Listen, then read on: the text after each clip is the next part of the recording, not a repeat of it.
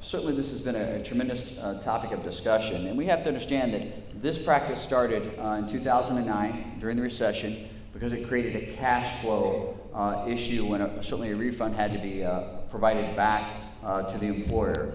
With that being said, I think we need to look at this in a simpler light. It's become a very emotional issue, but it should be a transparent process.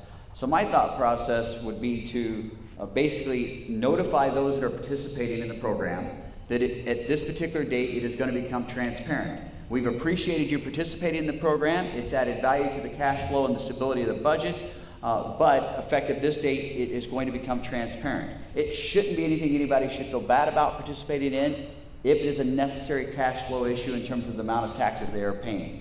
With that, they can choose to participate or not participate. But we shouldn't create an administrative thing where we're going to have applicants and create more government to try to administer everybody applying to it. Let's think simple, let's think efficient, let's think smart. Tax deferrals is not an emotional issue. It's a fairness issue. And currently, we are not treating everybody fairly. We have some who pay their taxes on time, pay them quarterly, and if they don't pay them quarterly, they receive a penalty.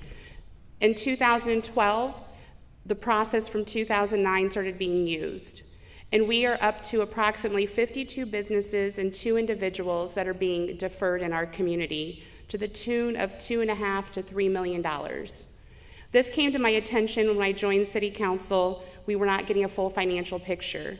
If we are going to continue this process, we are the only one in the state of Ohio that is doing it. The state auditor agrees that we need to have a policy in place and an application process, or we need to end the deferral. I am open for both discussions, but we need to resolve this issue. It's gone on long enough.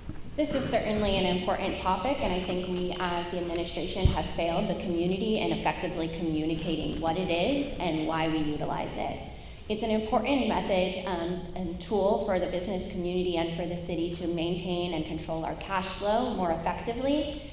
And I think I agree with Ms. Frischi that we need to be more transparent to help folks understand it. At the last income tax board, prior to me taking office, it was proposed that we implement a policy which has been reviewed by our external auditors, and it was not approved at that meeting. So I will be going back to that group and making sure that we implement a process to be more transparent in sharing what we look at to determine who can utilize this system.